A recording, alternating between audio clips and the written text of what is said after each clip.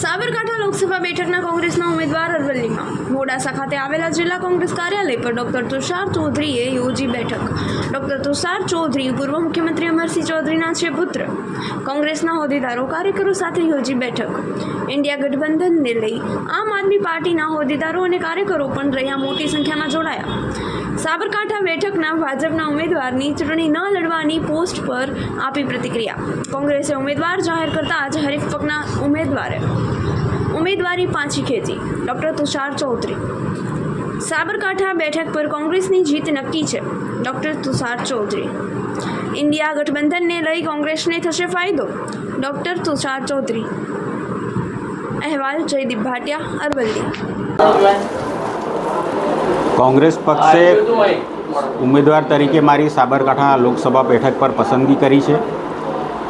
गत विधानसभा समीकरणों आप जोशो तो आम आदमी पार्टी कांग्रेस और भारतीय जनता पार्टी में मोटा भागे मतों विभाजन थयुं हतुं। आ वखते इंडिया गठबंधन में आम आदमी पार्टी और कांग्रेस पार्टी साथे मळीने चूंटणी लड़ी रह्या छे, जेना कारणे जे मतो आम आदमी पार्टी ने मळेला ए सीधा आ वखते कांग्रेस पक्ष ने मळशे। एटले आ सीट पर कांग्रेसनो विजय नक्की थई गयो छे अने कांग्रेसनो विजय नक्की थई गयो छे। हजी अमे तो फॉर्म नथी भर्युं, मात्र उम्मीदवार तरीके अमने जाहेर करवामां आव्या छे। एटलामां ज हरेक पार्टीना उम्मीदवार पोतानी उम्मीदवारी पाછી खेंची लीधी छे। ए ज बतावे छे कि कांग्रेस अहीं केटली मजबूत छे अने कांग्रेस हवे जीतवा जई रही छे। एना कारणे भारतीय जनता पार्टीना उम्मीदवारो हारना डरथी उम्मीदवारी खेंची रह्या छे।